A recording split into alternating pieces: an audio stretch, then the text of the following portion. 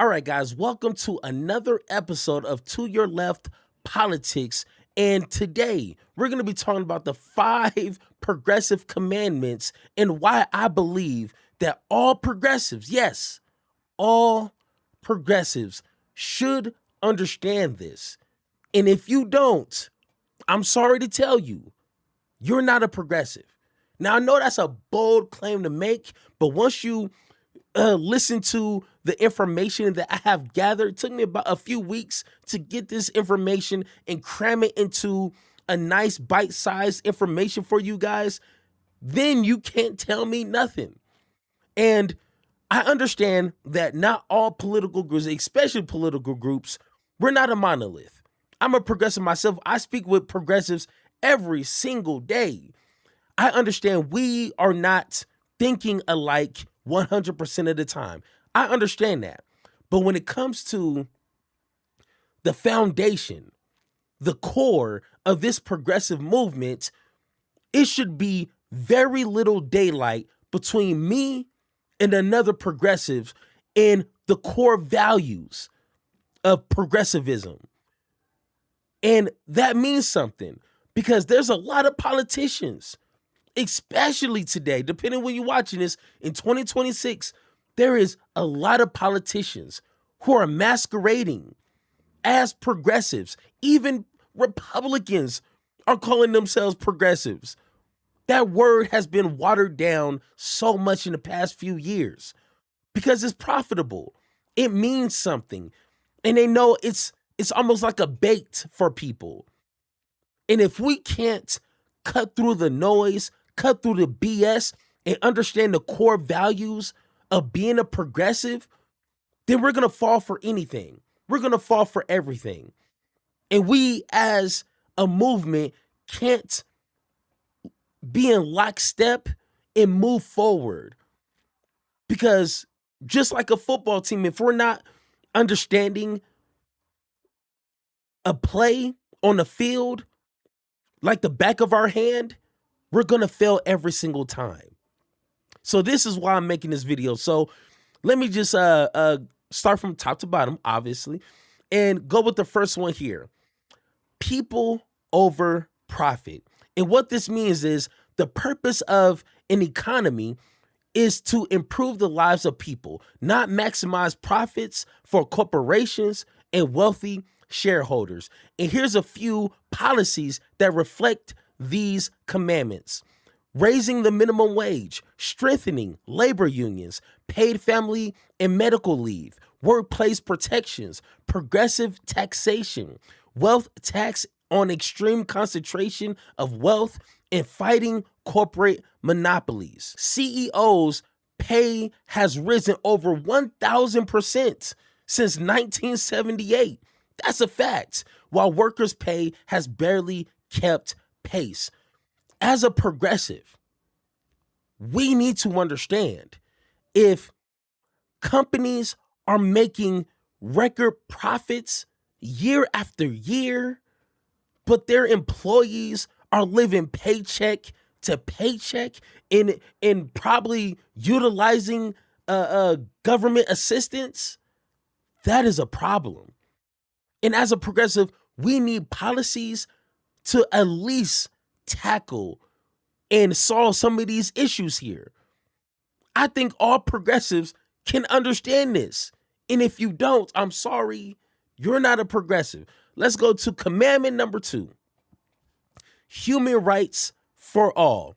And what this means is every person deserves dignity, freedom, and access to basic necessities required to live a decent life regardless of race, gender, religion, sexuality, income, or background. And a few policies that reflect this commandment is Medicare for all, affordable housing initiatives, public education funding, LGBTQ plus protection, reproductive rights, disability rights, anti-discrimination laws, immigration reform with humane treatment. And here's a fun fact for you. Americans spend the most on healthcare, yet still leave millions without adequate coverage. That is a problem. It doesn't matter your race, your disability, your sexuality, or even most importantly, your income. That should never play a factor in regards to the basic necessities that human beings need to live. Food, health, access to health care. That should not be roadblocked. It should not be gatekept. Gatekept. It should be no obstacles in front of me in healthcare.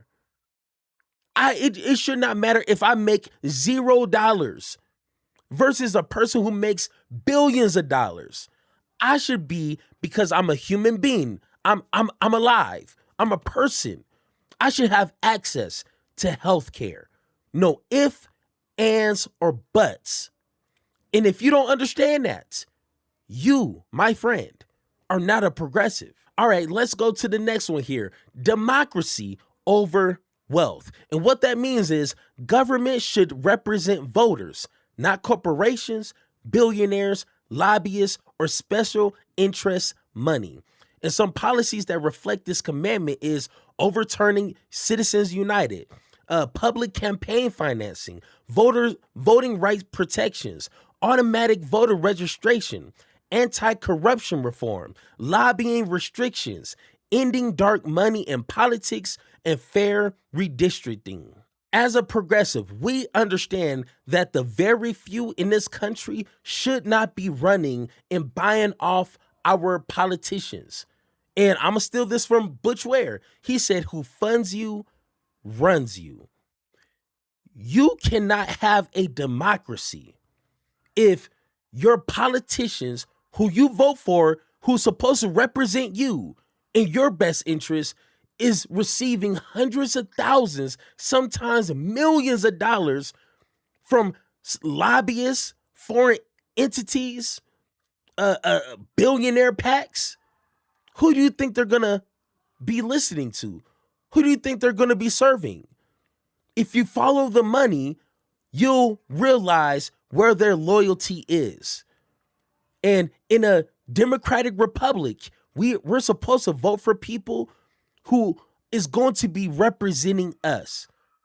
And we cannot, no ifs, ands, or buts about it, we cannot have that type of relationship if money and lobbyists, special interests, X, Y, and Z is in between that relationship.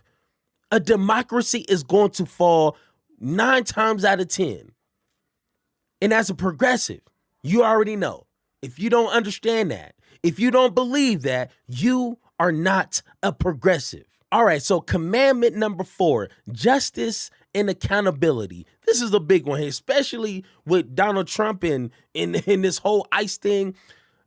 What this means is everyone, regardless of wealth, power, race, or political position, must be held accountable under the law. And a few policies that reflect this commandment is criminal justice reform, police accountability measures, ethic reforms in elected officials, strong anti-corruption laws, independent oversight in government agencies, sentencing reform, and equal treatment under the law. And it's crazy. A fun fact, the U.S. incarcerates more people than any nation on earth. But yet, depending on when you're watching this, and I'm pretty sure in the future nothing's going to change, but we literally have people within the Epstein files who we know with the proof that we have are corrupt, and they will never see a day in prison. But yet, the law is on us 110% of the time.